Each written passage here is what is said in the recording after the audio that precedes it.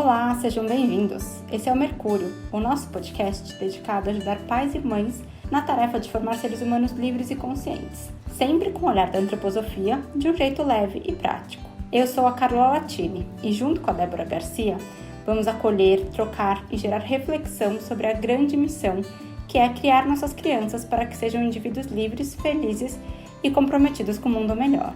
Vamos trazer conteúdos a partir da antroposofia, para nos ajudar nesse caminho da parentalidade consciente, seus desafios e suas lindas descobertas, sempre com empatia pela verdade de cada um.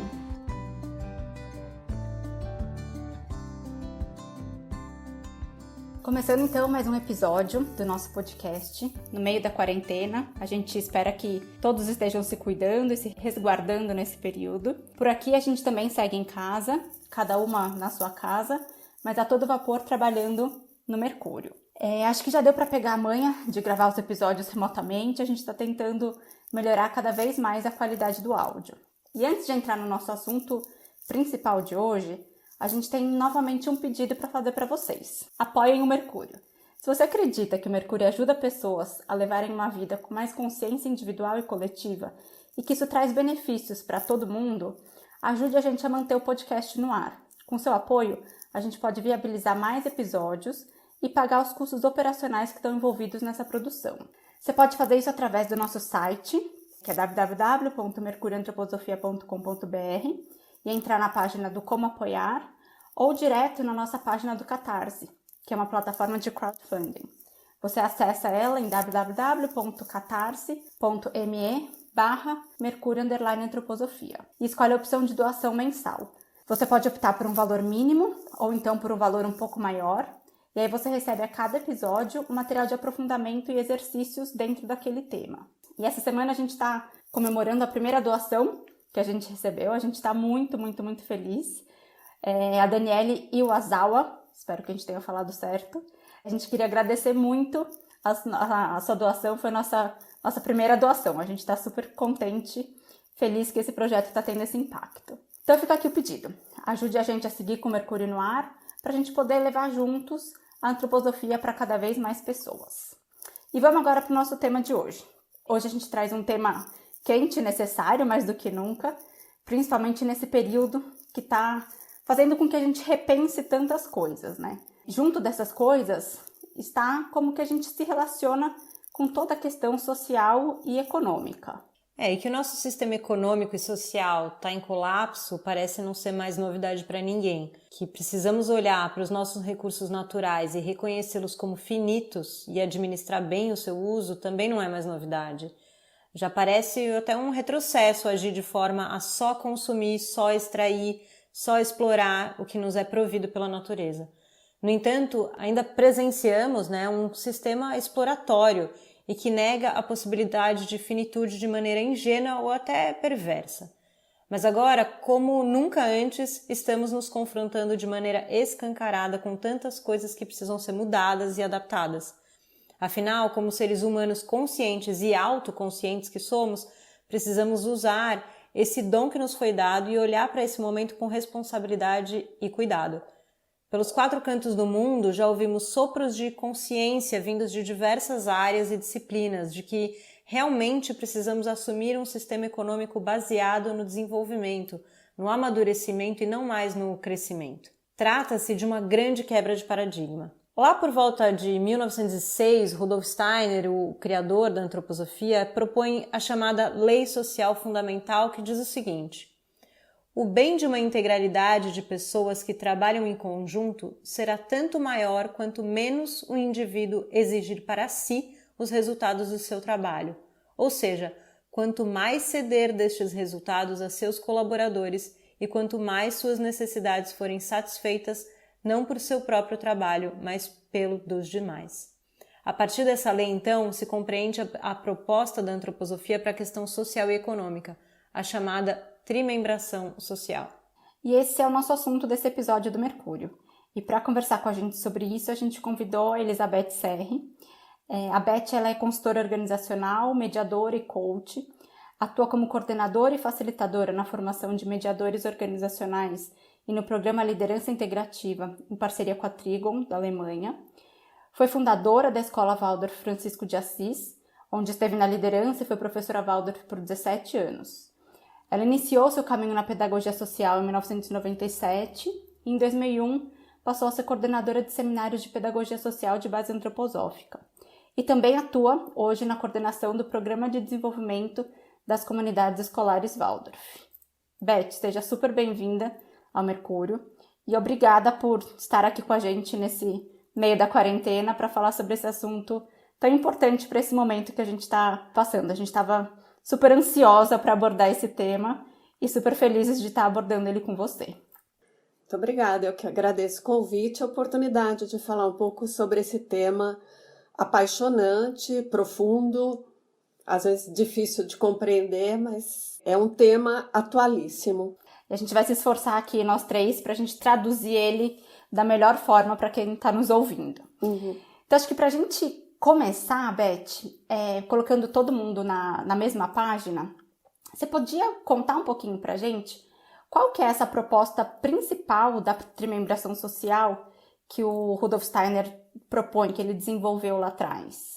Então, talvez para começar falando de trimembração social, a gente precisa entender o termo, né? O que é trimembração e o que é o social. Então, a gente pode dizer que o social é o conjunto das pessoas, né, que formam uma sociedade, é uma criação humana. Nós nos juntamos e formamos aquilo que nós chamamos de social. Agora, por que trimembração? Então, como é uma criação humana, a gente parte do princípio de que o indivíduo criou isso, então vamos olhar para o indivíduo porque a gente cria instituições, a gente cria a sociedade à semelhança de nós mesmos, né? Então, se nós olharmos para o homem, a gente vê um homem trimembrado, né? Fisicamente, cabeça, corpo, membros. Se nós olharmos para a expressão do homem no mundo, a gente vê que é trimembrado. Nós nos expressamos pelo que nós pensamos, pelo que nós sentimos, pelo que nós queremos e agimos, né? Então, a gente diz o homem é trimembrado. Se a gente ampliar isso, nós vamos ver que o homem também tem corpo, tem alma, tem a sua expressão e tem um espírito, tem algo que ainda é superior à sua expressão. E então ele tem vários aspectos dos trimembrados. A gente poderia até falar do organismo, do funcionamento, dos sistemas que nós temos, e tudo funciona como um sistema integrado. Então não são partes, né? Eu me lembro lá na escola que eu aprendi que a gente tinha 3 partes: cabeça, tronco e membros. Na verdade, a gente tem 3 membros integrados. Um não vive sem o outro, né? Então, na sociedade, quando a gente fala de trimembração, nós estamos falando de membros integrados. Então, nós estamos falando de um sistema cultural e espiritual, que então é como nós, assim como nós nos expressamos pelo pensar, na sociedade nós nos expressamos coletivamente através da cultura, do espiritual, se a gente pode chamar assim, né? Da religião, das nossas crenças, a nossa expressão artística, o conhecimento, ele está nesse âmbito que nós poderíamos chamar de um âmbito, uma esfera cultural. No polo oposto, a gente tem a manifestação da economia, né? Então, como é que nós lidamos com a terra, com a produção? Então, nós estamos aí no âmbito de produção, de bens, da economia.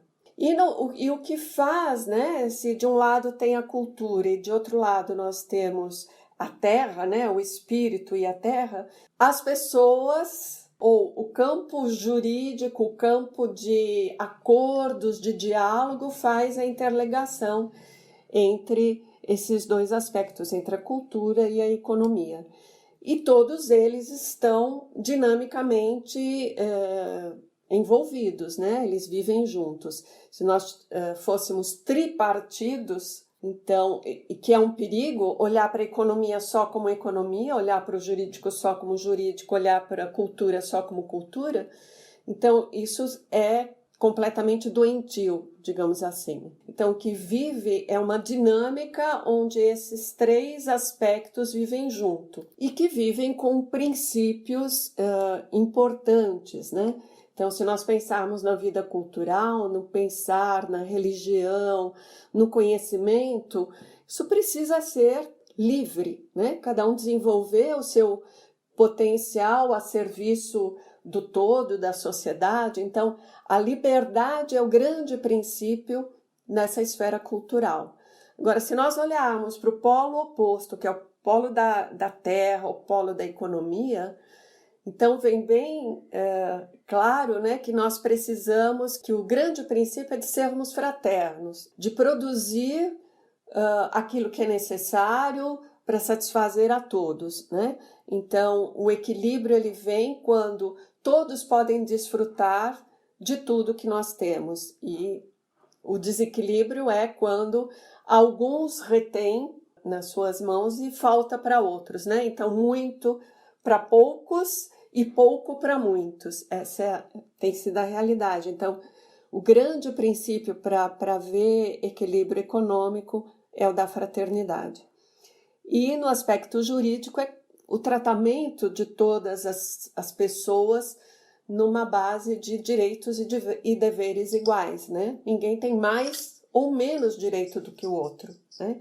Então, esse princípio de sermos tratados com igual valor, né? O princípio da justiça, né? Então, por trás está esse princípio que deveria ser igual para todos, né? E que eu quero voltar a destacar, né? Até sendo repetitiva, esses três âmbitos estão totalmente interligados, interconectados e interdependentes. Se algum lugar se desequilibra, o outro também. Então, manter o equilíbrio dinâmico é um grande desafio. E manter os princípios nos lugares certos, né? Imagine se nós pregarmos a igualdade na economia, vai faltar para alguns também, porque as necessidades no campo da economia, elas são diferentes, né? Tem indivíduos que precisam mais, outros precisam menos. Então, na verdade, a igualdade não cabe aqui. Nem tampouco a igualdade no âmbito cultural, né? As pessoas têm a sua expressão de acordo com o seu potencial, com as suas buscas, então, né? Não é igual. E aí nós somos todos bem diferentes, né? Enfim, esses princípios têm que estar alocados nos seus lugares certos para que a gente tenha uma vida equilibrada, né? Uma vida na Terra, uma vida nesse planeta mais equilibrada. Perfeito, acho que essa introdução para colocar todo mundo na mesma página, acho que foi ótima, assim. Acho que falar dos princípios, do que é essa trimembração, que é bem diferente de ser tripartido.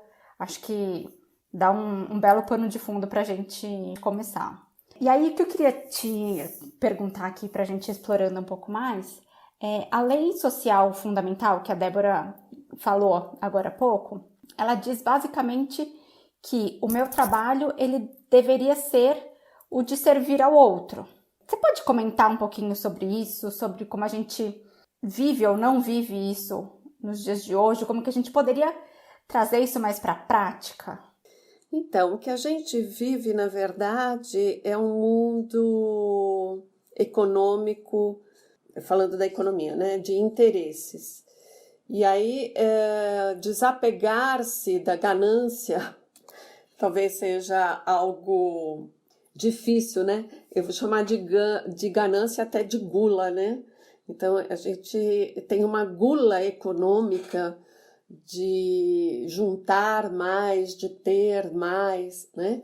Então, se você pensar numa empresa, então a busca por lucros, por resultado, isso, na verdade, está tirando de alguém, né?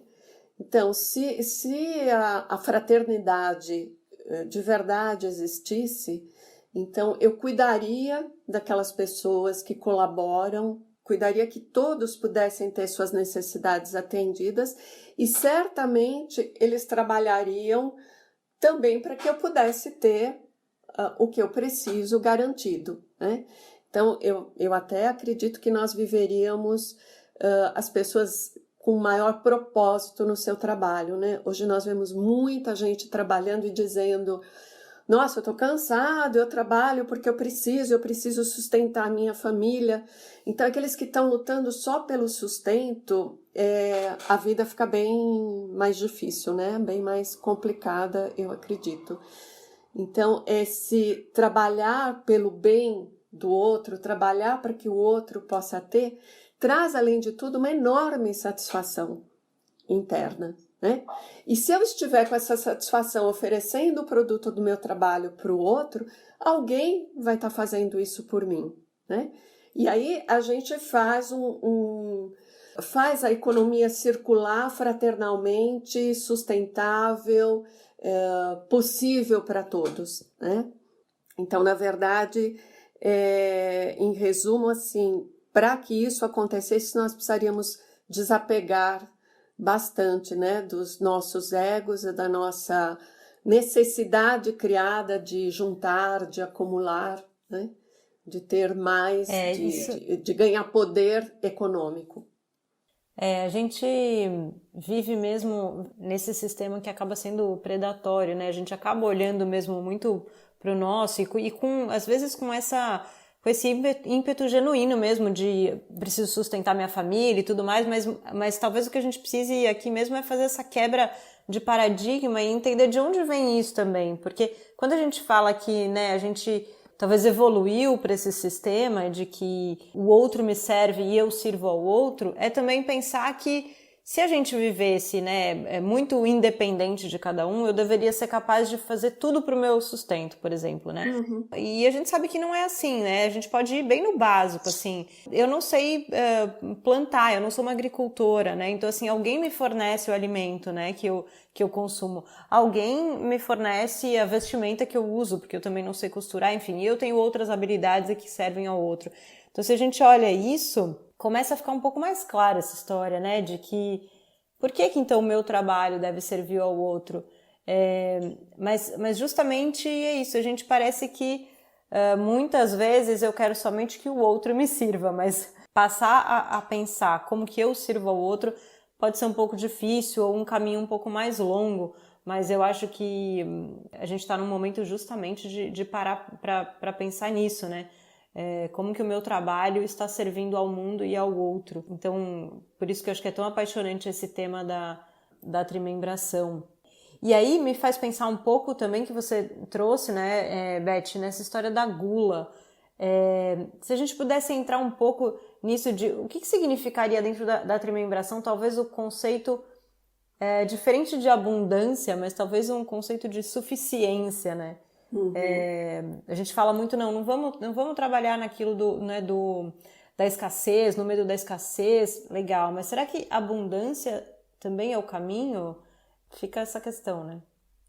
Eu entendo que a abundância, ela existe para todos, né? Se nós olharmos assim para os nossos recursos naturais, se nós olharmos para a produção de conhecimento, então eu acho que nós podemos viver todos em abundância. Agora, quando alguém retém para si, né, quando você não compartilha um bem econômico, o seu trabalho, ou você quer só para você, aí a gente tem a insuficiência, né? Aí vai faltar em algum lugar. Então a equação, ela, de um certo ponto de vista, ela é até simples, né?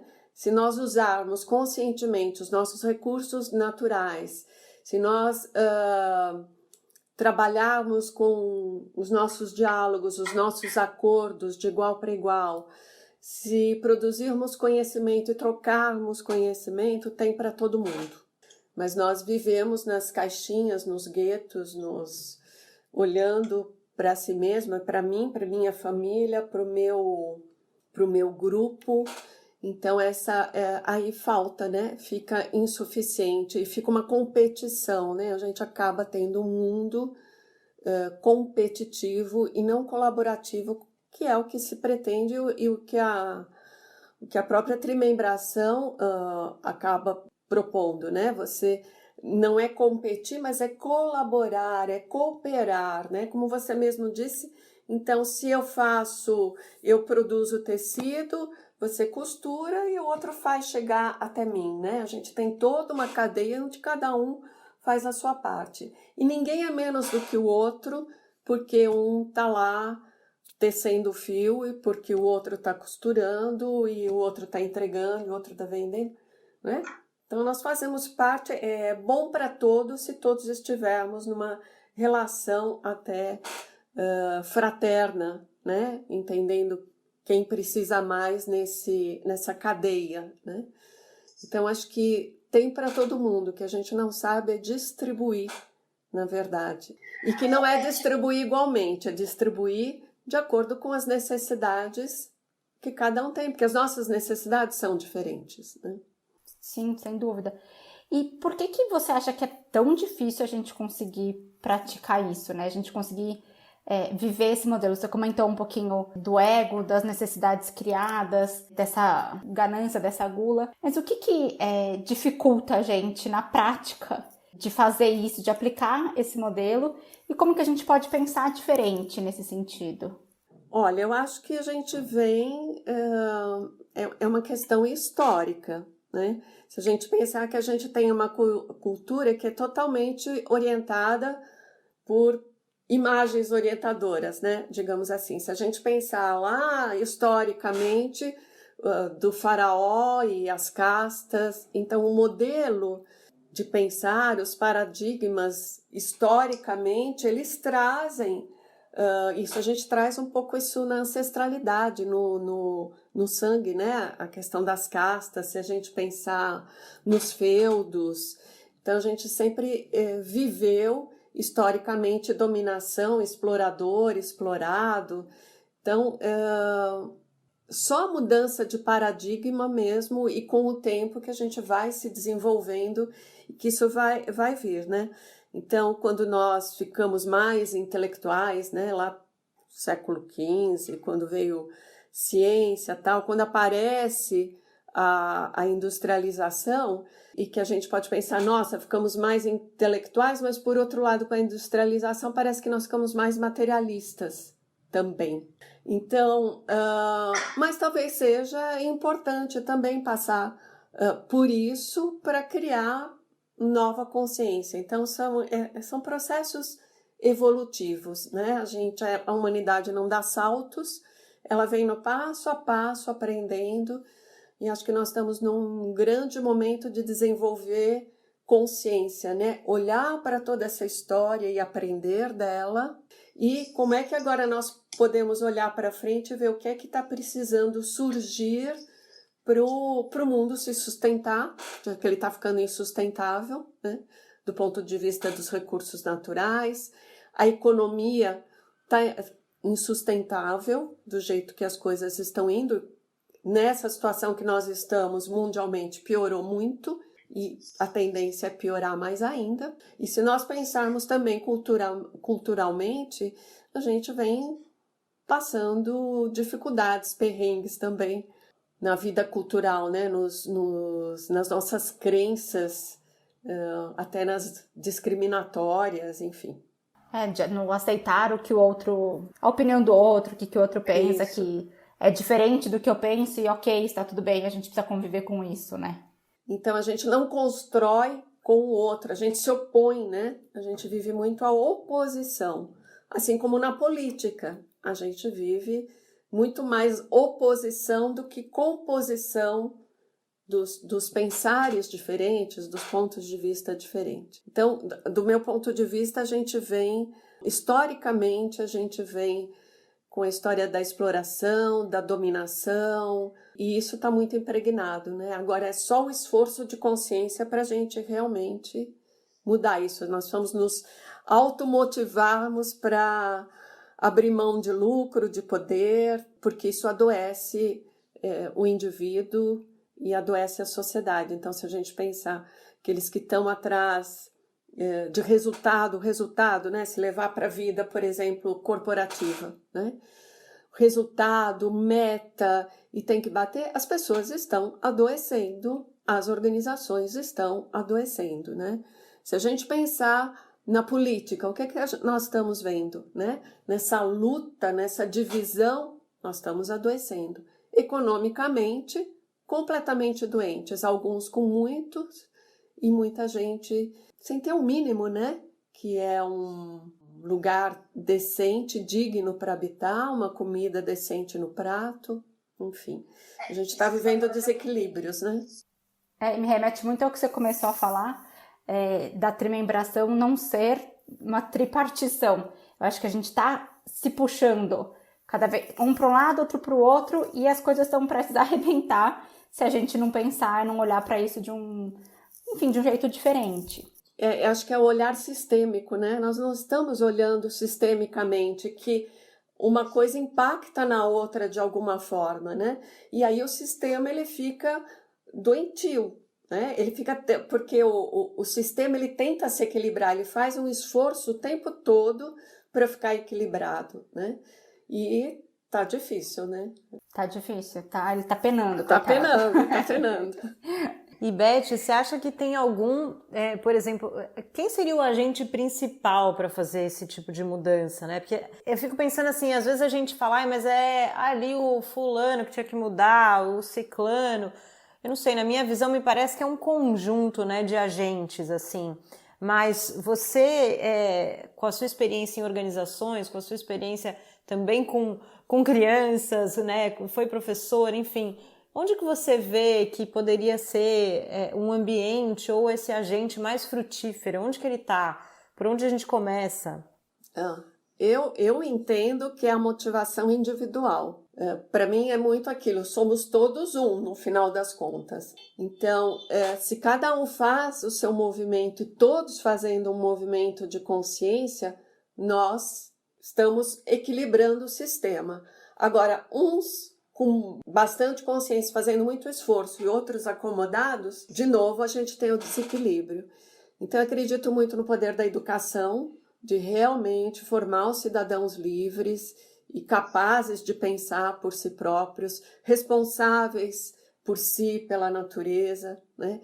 Capazes de dialogar. Então eu entendo que a motivação é do indivíduo. E claro, e aí você se junta com indivíduos que tomam a frente e tomam iniciativas e que a gente está delegando para eles fazerem, mas não significa que eu não tenho uma participação nisso. Então, por exemplo, quando eu estou colocando alguém no governo, eu tenho a minha participação à medida que eu estou votando nele. E não é votar, colocar lá, virar as costas e que ele faça, não. Como cidadão, é acompanhar o que está sendo feito, acompanhar como é que estão as leis, como é que estão sendo cumpridos os acordos, né? O que foi prometido está sendo feito realmente. Então, no meu pequenininho, eu tenho muito poder. Eu tenho o poder de cobrar, de um comerciante, se ele está realmente ali fazendo a nota fiscal dele, né? Se ele está cumprindo os princípios de saúde do estabelecimento dele. Quer dizer, eu tenho que ser um cidadão ativo. Não é porque tem um grupo à frente que eu vou para a rede descansar, né? Não, eu tenho que estar atenta, atuando, fazendo aquilo que me compete em todos os âmbitos, né?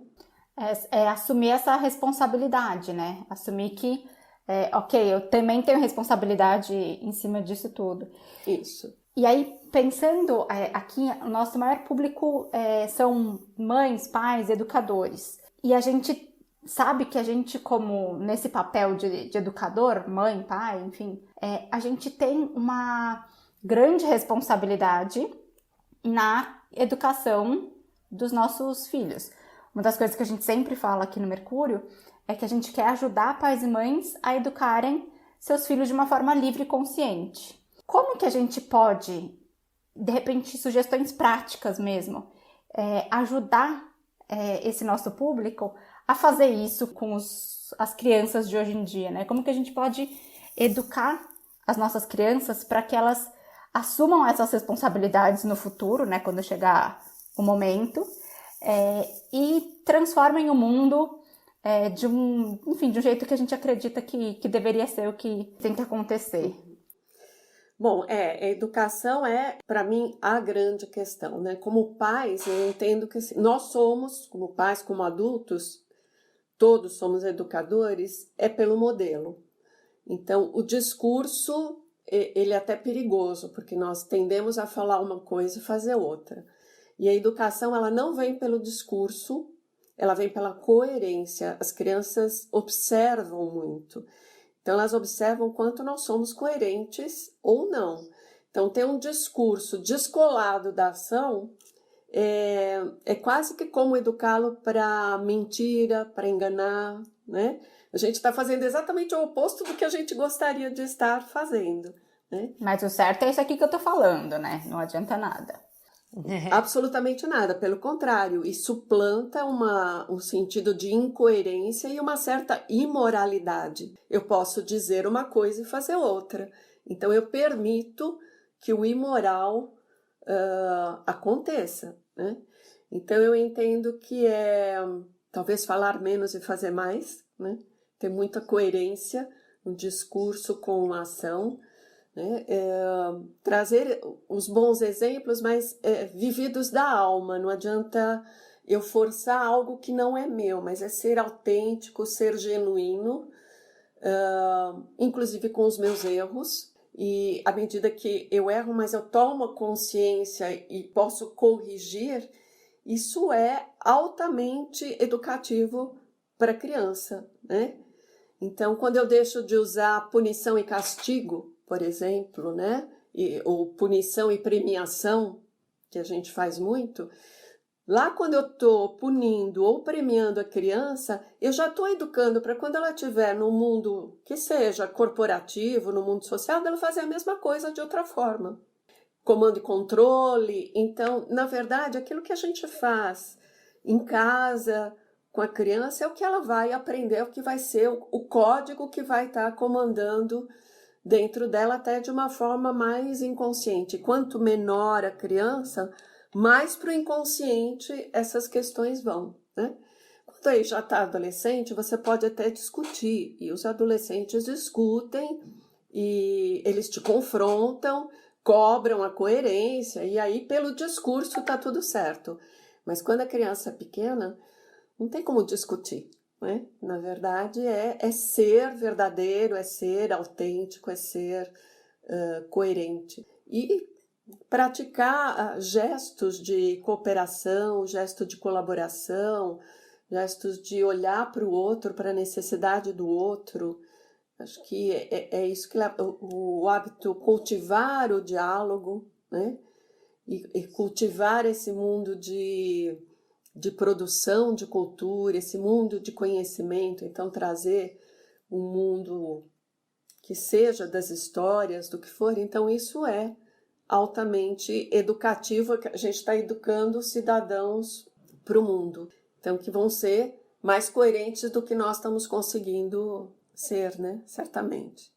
Eu acredito que vocês já venham de uma geração, né, que já deu mais passos do que a minha deu, né? Então, a gente vai num evoluir, abrindo a consciência e podendo atuar de uma forma coerente, diferente. Tudo isso que você está falando, para mim, mais uma vez, me remete ao conceito de autoeducação, né? Então, de eu olhar para mim, olhar para os meus processos, você falou da história da humildade, para mim isso faz muito sentido. Então, quando eu erro com a minha filha, de eu assumir que eu errei e que faz parte. Eu acho que isso vai trazendo um exemplo de ir contra aquele ego que a gente estava falando, que faz com que todo esse sistema trimembrado ele acabe perdendo um pouco desse equilíbrio, né? Porque acho que o ego é um dos fatores ali, principalmente quando a gente pensa no sentido da economia, que está fazendo com que esse sistema colapse. Então, um exemplo que você foi falando e que me veio é essa humildade dentro de casa como exemplo para a gente ir contra esse ego na economia, né?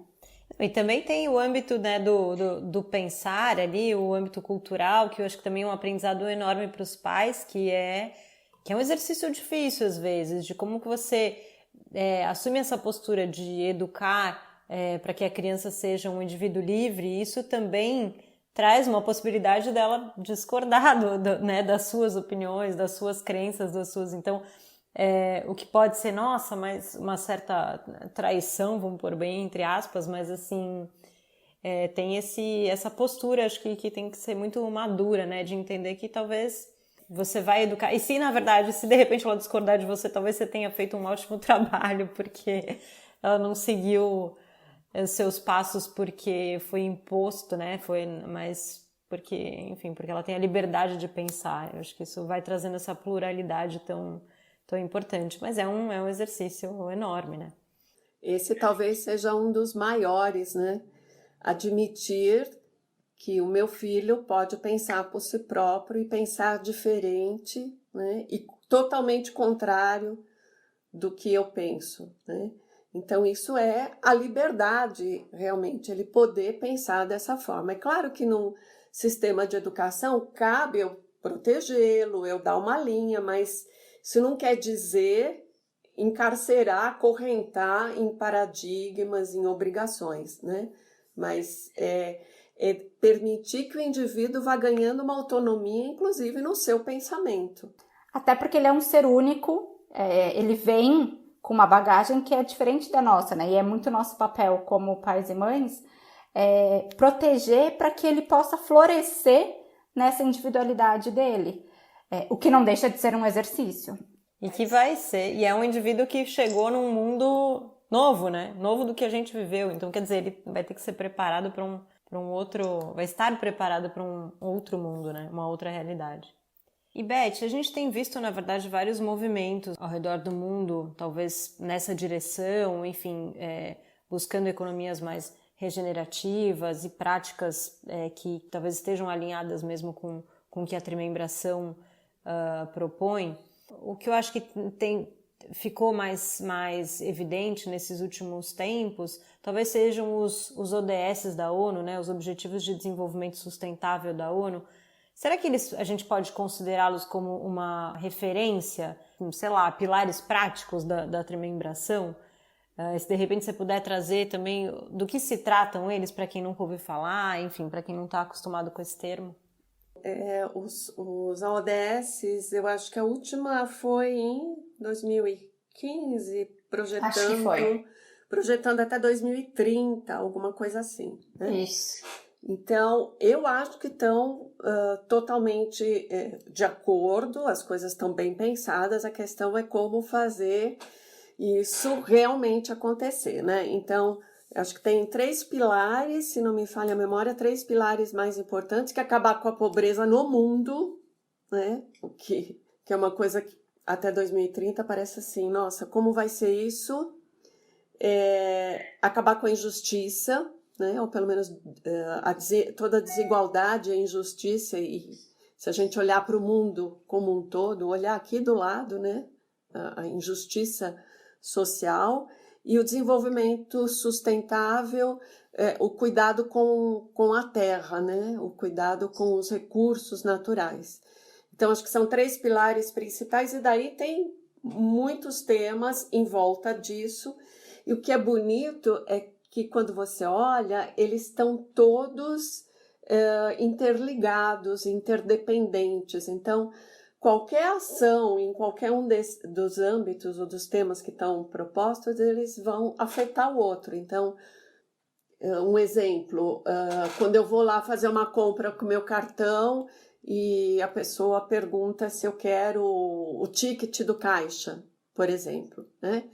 Então, bom, se eu já estou usando o meio que é o cartão, o banco já está me avisando que já foi debitado aquele valor. Eu não preciso efetivamente daquele papel. Então, eu estou, nesse momento, preservando o meio ambiente, trazendo consciência para a pessoa que está me oferecendo aquele ticket. Eu estou ajudando a empresa a ser mais responsável. Então, no pequenininho eu posso ajudar e, na verdade, as coisas impactam umas nas outras, né? Uma pequena ação vai impactar na outra, né? As ODS, elas têm um guia de metas, então, bem escalonado, tem os indicadores, o que vai mostrar que a gente está chegando, está conseguindo, né?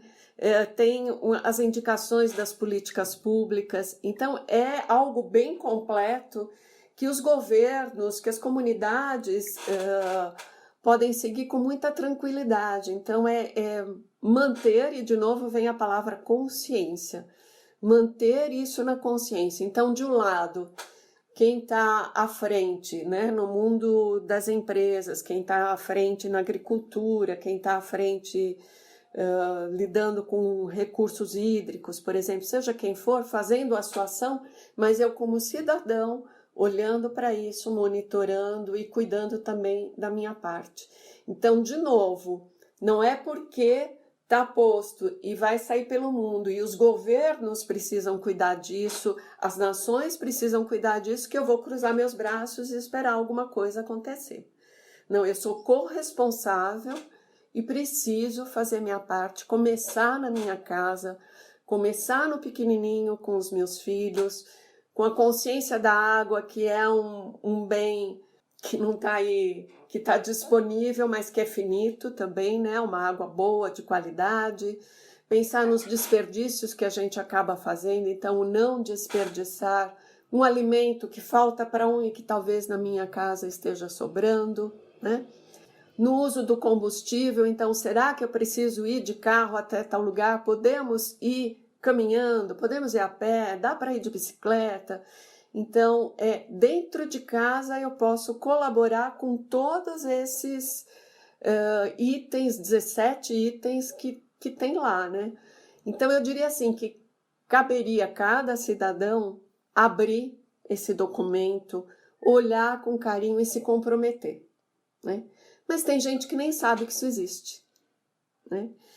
Então, eu entendo que nas nossas comunidades, na escola, enfim, onde a gente tem acesso, de alguma forma, nós precisamos levar essa consciência. É responsabilidade de quem conhece, tem consciência, disseminar isso.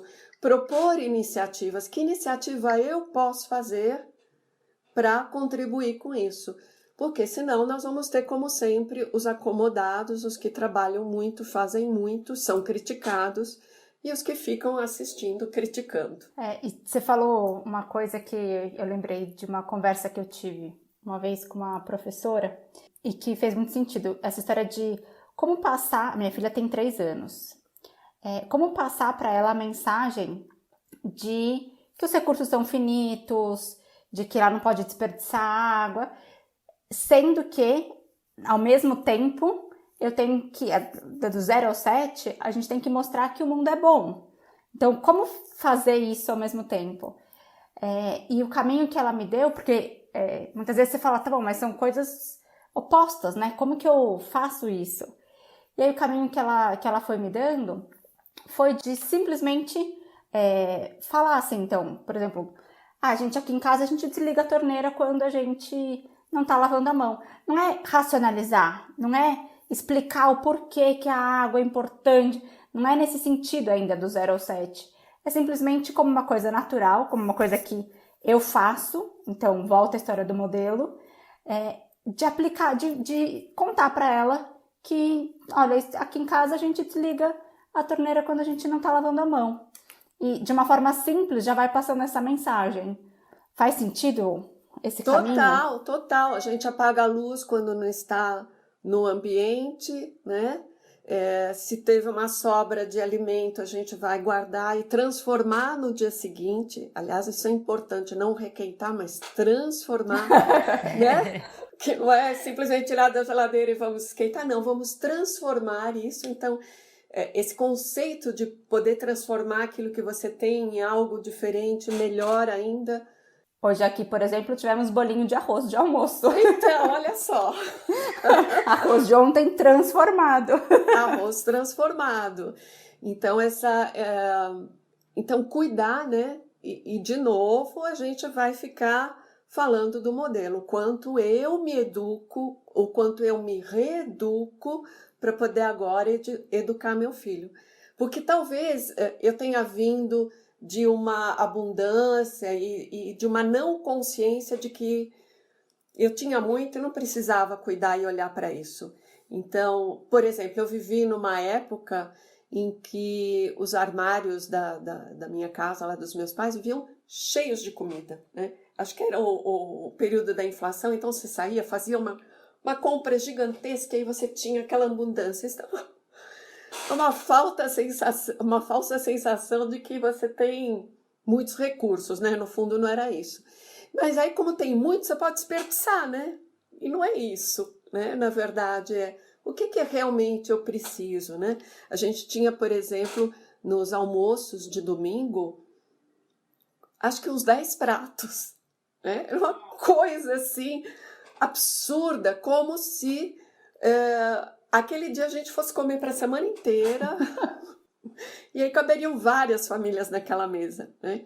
Então, eu precisei me reeducar. E como é difícil esse processo, né?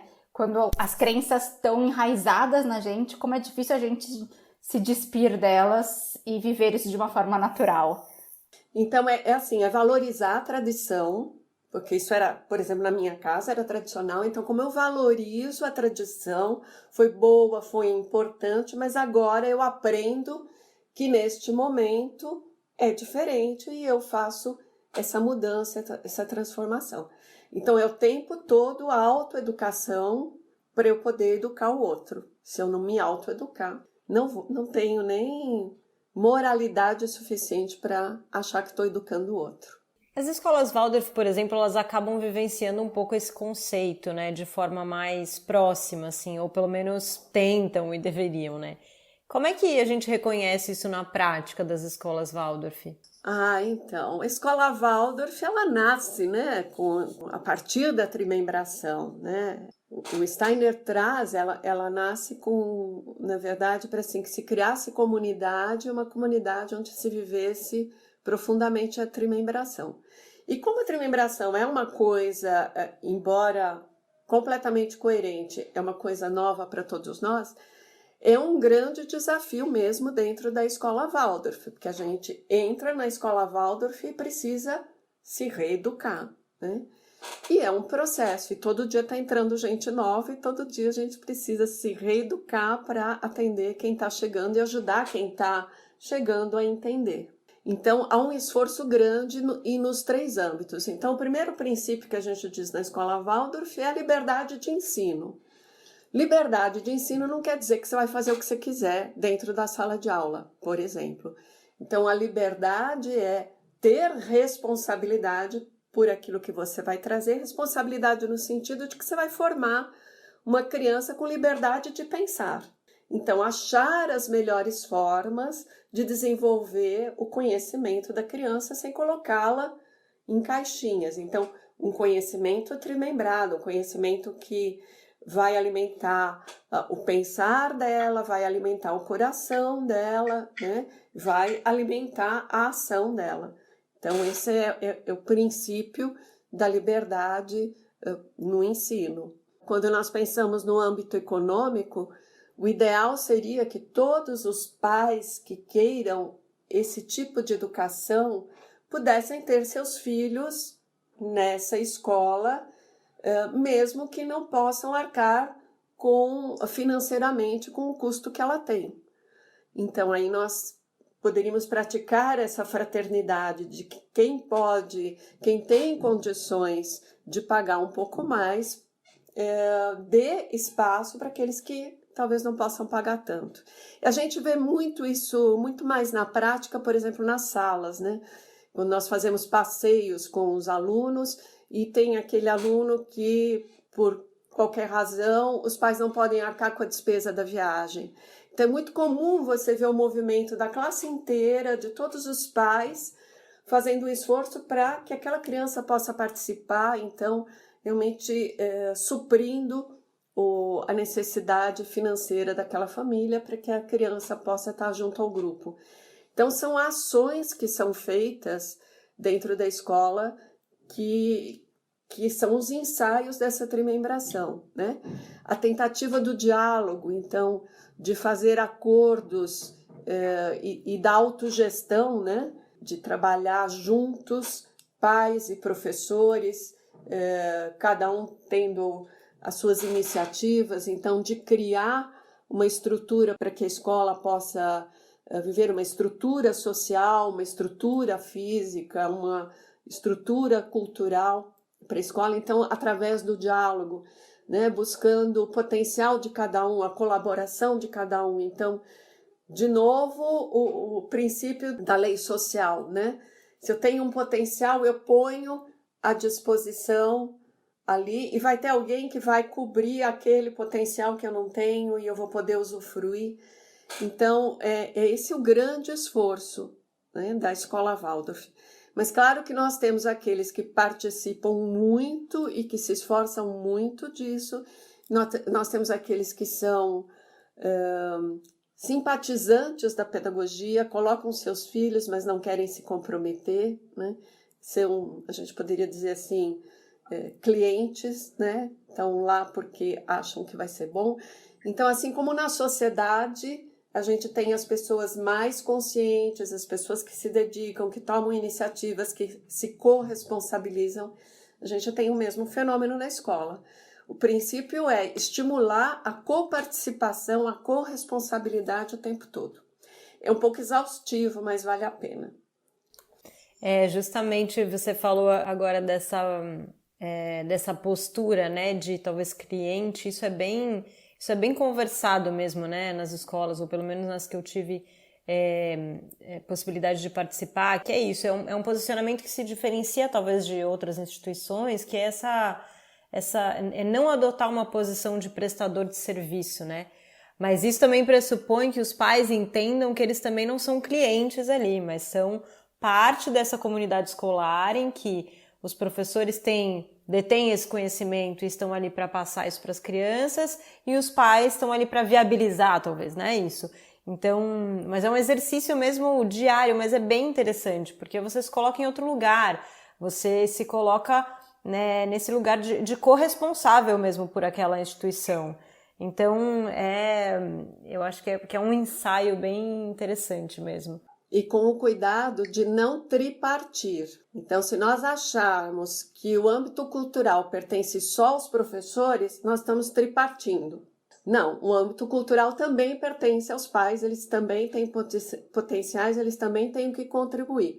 Obviamente, dentro da sala de aula, espera-se que o professor seja o produtor de cultura, o produtor de conteúdo, o produtor do ensino, mas não significa que o pai também não tenha uma contribuição cultural.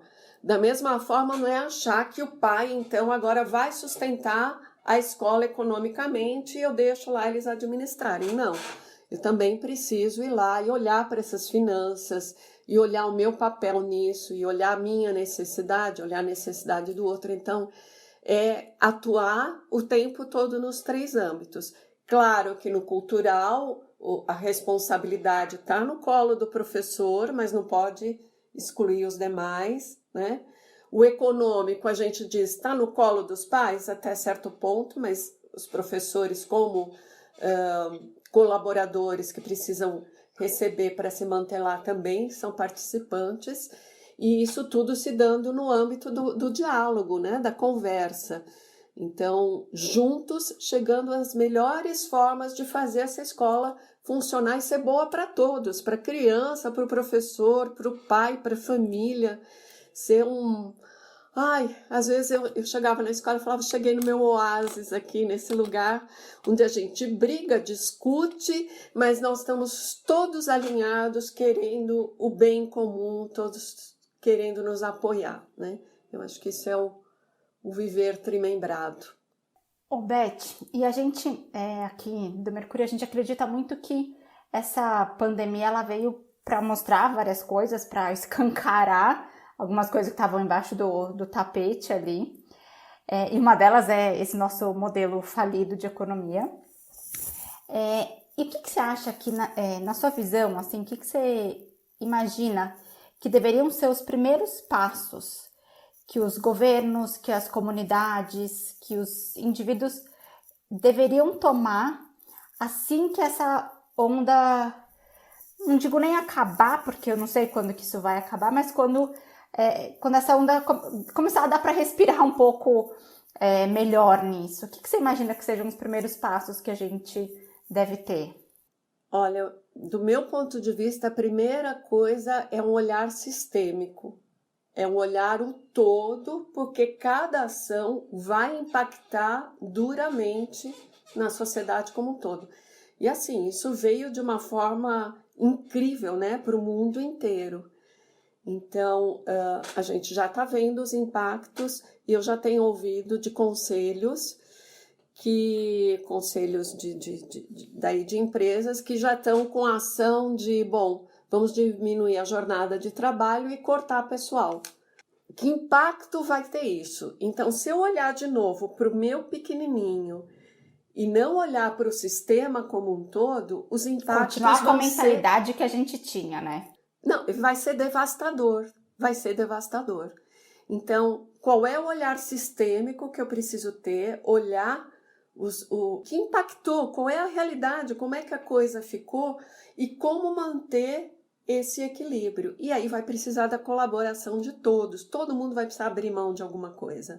Nós não podemos ter ilusão que tudo deverá continuar a ser como era, senão não valeu de nada, né? Então, se essa pandemia serviu para olhar cada um para si e como é que agora eu me torno mais responsável pelo todo, né? Estou aqui protegido, cuidando só de mim, mas agora eu vou voltar e como é que eu olho para o sistema? Então, eu acho que o desafio das empresas, dos governos, das prefeituras, dos municípios, das pequenas comunidades, do pequeno empreendedor, é olhar sistemicamente. Eu, nesse sistema, quais são os passos que eu posso dar para manter o sistema o mais equilibrado possível. Então, acho que vão precisar de muita conversa, né, de muita autorresponsabilização, de muita compaixão, porque é assustador quando você pensa na periferia, o que está acontecendo, o empobrecimento maior, né? Se a gente olha para a ODS, né, de um lado, o esforço da ONU e esses princípios assim de acabar com a pobreza, e a gente está vendo exatamente o quanto a pobreza vai aumentar. Então, o que isso está pedindo de cada cidadão e pedindo de cada governo? Então, para mim, é esse olhar sistêmico, considerando as necessidades, olhando para as possibilidades, mobilizando as maiores capacidades que a gente tem no mundo. Afinal, a gente produz muita ciência, muito conhecimento. Então, muita gente com visão econômica regenerativa, importante. Então, onde é que estão esses talentos e esses valores para pensarem juntos nas melhores ações e poderem indicar caminhos, né? Os melhores caminhos para todos. Então, eu acho que é isso, né? A intenção do foco de ajuda com muita compaixão por tudo e por todos, né? E assim, a gente já começa a ver pipocar pelo mundo algumas iniciativas, o que dá um certo conforto de que, assim, estamos aprendendo com toda essa história. E uma coisa que tem me vindo muito à cabeça é que a gente está vivendo, de acordo com o olhar da antroposofia, a época de Michael, e que tem muito a ver essa questão da gente alcançar uma espiritualidade, mas agora através do nosso pensar. E para mim as duas coisas se conversam de um jeito muito lindo, assim. Acho que se a gente conseguir aproveitar a oportunidade, a gente vai estar, na minha visão, conseguindo abraçar o desafio que essa época nos traz, através de um novo modelo de vida mesmo, um novo modelo de pensar, de estar no mundo, de entender tudo isso que nos cerca. Eu diria que assim, é abrir realmente o pensar para as múltiplas possibilidades e ideias e considerar as ideias ao invés de refutar, né? De realmente fazer um grande mosaico de ideias, abrir o coração para a compaixão, a necessidade que vive, né, no mundo, e realmente abrir a vontade de atuar com intenção de agir para valer. Eu acho que assim, essa coerência de pensar, sentir e agir é a trimembração do ser humano agora posta à prova, né? O ser humano, eu na minha família, na minha comunidade, no meu município, no meu estado, no meu país e no mundo inteiro, né? Então é esse movimento, abrir mente, coração e a vontade. desafiador. Desafiador, E a gente mas tem, de outro lado, um grande perigo das pessoas entrarem em choque e se dessensibilizarem. Então, isso não é comigo e eu me protejo e desensibilizo. A gente tem um grande perigo disso, né? De se abster de qualquer ação por medo, por insegurança ou por incompreensão, né? A gente pode encontrar uma grande onda de violência por conta da necessidade, por conta de dor, por conta, né, de fome, de não ter condição de subsistência. Então, a gente precisa tomar muito cuidado porque nós estamos num momento bem limiar. Nós podemos construir uma coisa lindíssima, mas também podemos construir uma coisa muito ruim, muito destruidora. Então, como mais construir do que destruir?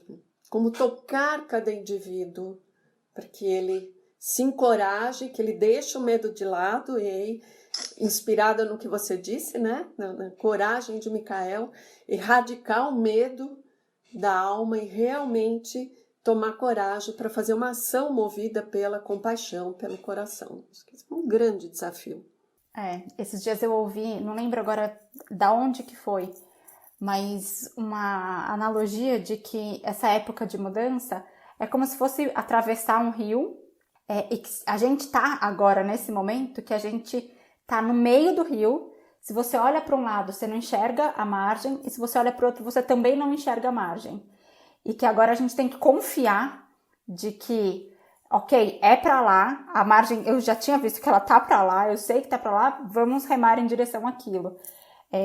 E é bem isso que você estava falando, que acho que agora a gente está no momento que a gente pode fazer essa mudança como humanidade, ou ficar preso ao modelo antigo de pensar, de atuar, enfim, de estar no mundo, e não nos deixar fazer essa mudança. Você estava falando, me veio bem essa imagem do rio, o barquinho ali no meio, e a gente agora está na nossa mão, que acho que é muito o que a gente falou durante todo esse episódio, de se responsabilizar para fazer as mudanças que a gente acredita que devem ser feitas e refletidas na nossa sociedade. E é fazer mesmo, né? E não é esquecer, porque a gente tem uma memória fraca, né? A gente está passando por tudo isso, por muito medo, por muita insegurança, né? Fazendo todo aquele ciclo de negação do medo, de confusão, de não saber. E a memória é fraca, pode ser que a gente se esqueça logo, né? Então, esse manter-se firme para não deixar esse barquinho, né? Desviar, né? Realmente seguir essa meta de fazer o bem, de realmente realizar, de tomar boas iniciativas de forma consciente. Acho que a oportunidade é incrível. Agora, e ela tá batendo na nossa porta agora. Tá batendo na nossa porta agora. E com esses cuidados, né? Porque muitas pessoas não vão conseguir fazer isso, né? Então, a gente sabe que muitas pessoas mentalmente não estão passando bem por esse período. Eu mesma tenho feito algumas intervenções e palestras sobre saúde mental nesta pandemia, então como se cuidar, né? E acho que uma das coisas que eu tenho levado e que faz sentido é, bom, sejamos gratos que nós chegamos até aqui, que nós estamos vivos, que nós conseguimos pensar, que nós conseguimos refletir sobre tudo isso e que a gente tem força e coragem para agir. Então, praticar agora a resiliência através da gratidão, acho que nos fortalece para a hora que a gente sai ter força para sustentar novos processos. E a antroposofia, para mim, traz uma coisa muito bonita que fala que a gente escolheu viver nessa época. Então, se a gente escolheu, é porque a gente dá conta de algum jeito. Então, eu acho que isso traz uma força de se responsabilizar, de se autoeducar, para a gente conseguir fazer algo diferente para o mundo nesse momento. E tem muita coisa acontecendo, a gente pode se associar a muitos movimentos, né? Então tem esse movimento, por exemplo, do Atochá, esse movimento do Gaia, tem iniciativas, agora tem um grupo até de antroposofia que está trabalhando com ajuda a empreendedores, então fazendo um fundo de empréstimo para pequenos empreendedores que estão numa situação bastante difícil. A gente tem ações para a favela Monte Azul, a gente tem uma porção de ações para sustentar uma situação melhor quando a gente sair disso aqui, ou para já, né? Então, acho que tem muitas formas de a gente se associar, buscar e encontrar aquela que conversa mais conosco. Então, ter coragem e realmente fazer, né? E como você disse, nós viemos aqui, creio eu, com essa missão, não é para cruzar os braços e assistir televisão. Aliás, é para desligar a televisão. Sem dúvida. E aí, como a gente está falando para pais e mães, né, e a gente tem sempre esse foco nas crianças, Beth, como é que será que a gente consegue mudar esse mindset que culturalmente é quase que imposto mesmo nas crianças? A gente vem trazendo isso às vezes sem pensar. Então, por exemplo, tem muito essa ideia de ser bem-sucedido, né? E que lá na frente, né? Então, às vezes a gente coloca isso na infância da criança como algo que precisa ser percorrido, ou uma meta, assim, de ser bem-sucedido. E muitas vezes isso tem uma conotação exclusivamente financeira e até egoísta, né? Isso nos parece que isso precisa ser adaptado, né? Porque nem parece que isso é tão natural da criança, né? Como é que você vê isso? Eu acho que a gente volta para aquela coisa, né? Eu acho que é se autogerenciar naquilo que eu penso, né? Revisitar os meus valores, os meus princípios, os meus pensamentos, né? O que é sucesso de verdade nesse mundo novo, né? Até olhar para mim e olhar o que é realmente, eu estou satisfeito, é isso mesmo? Então eu vejo executivos querendo ter mais e se acabando, né?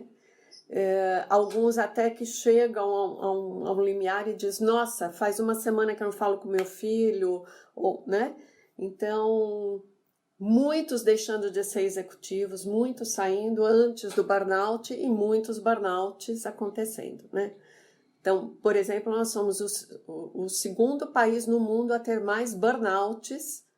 O primeiro é o Japão, o segundo é o Brasil. Olha só, a gente podia estar num ranking outra coisa mais interessante, mas e o burnout se tornou comum na vida corporativa. Então, na verdade, é olhar para mim mesmo, né? Gerenciar os meus pensamentos, gerenciar os meus princípios, revisitar meus valores, o que eu realmente valorizo, o que eu quero para mim, como eu quero sair dessa vida, né? O que eu quero deixar de verdade, que não é o patrimônio físico, mas que patrimônio cultural, o que eu vou deixar de mim para minha família. Acho que é ressignificar o que é ser bem-sucedido para a gente, né? Isto.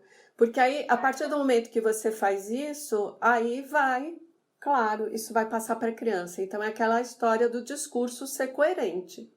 Se eu ainda continuo acreditando que ter sucesso é ter o carro do ano, ter um apartamento assim, ter não sei o quê, nananana, é o ter, não vai ter jeito, eu vou lutar por isso, meu filho vai ver isso e tomara que ele tenha escolha de dizer sim, é isso que eu quero conscientemente ou não, não é isso que eu quero, né? Então tem que seguem a profissão do pai, ainda tem isso, né? Porque viu e quer fazer, mas depois abandonam, né? Eu tenho uma amiga, filha de uma amiga, que a expectativa da família é que ela fosse engenheira para trabalhar na indústria do pai. Ela fez a engenharia, sofreu, não era isso que ela queria, entregou o diploma na mão do pai e hoje é uma maestrina de sucesso. Inclusive, ela fez um TED contando essa história, né, a Lígia Amádio, que é uma grande maestrina, né? Então, ela foi atrás do próprio sonho e aí o pai conseguiu compreender. Mas o que é que eu tenho que revisitar em mim para que eu não cause a expectativa do meu filho, porque a gente quer ser visto como filho, a gente quer ser considerado, a gente quer agradar, então muitas vezes em função disso nós atendemos às expectativas dos pais sem olharmos para as nossas. Então eu diria, vamos fazer um movimento de como os pais olharmos para as nossas para libertar os nossos filhos. e estabelecer, eu diria, diálogos de qualidade. Nem sempre nas famílias os diálogos são horizontais, então essa dominância já vem da família, do pai que manda, que é autoritário, que decide, que não conversa, né? Então, em que medida a gente faz diálogos não violentos, né?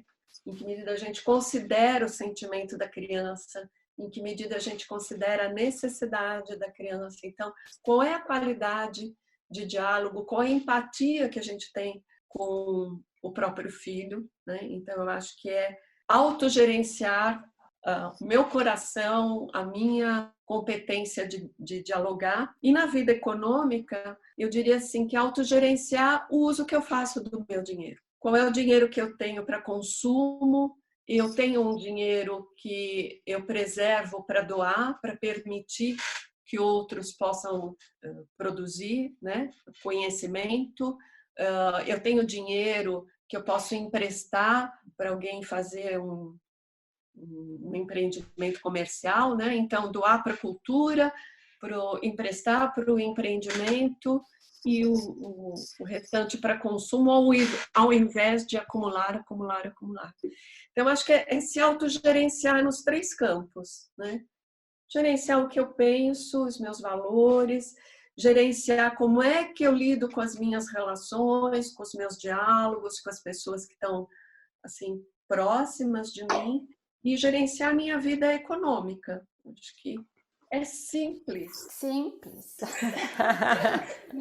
Pois é. Fácil, mas não é simples. Não, é simples, mas não é fácil, o contrário.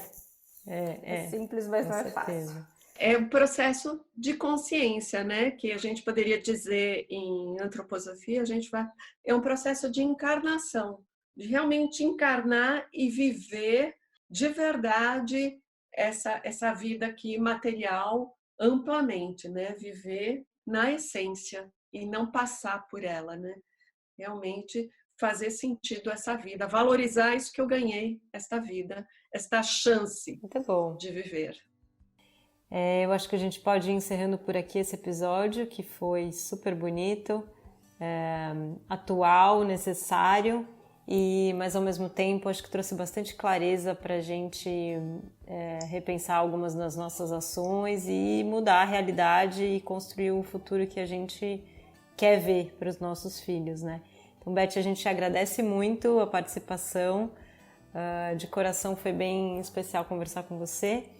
E a gente espera que tenha sido prazeroso para você também. Eu agradeço muito, foi bastante prazeroso estar com vocês. As contribuições de vocês foram riquíssimas, belíssimas. Olha que eu acho que a gente faz um trio legal. Que bom. Muito bom. Muito e muito gostoso falar desse assunto, embora não seja a minha especialidade, mas aqui fluiu do coração. Foi ótimo. A gente agradece todo mundo que esteve aqui com a gente. A gente aguarda sugestões, perguntas, enfim, e nos ouvimos, nos encontramos no próximo episódio do Mercúrio. Obrigada.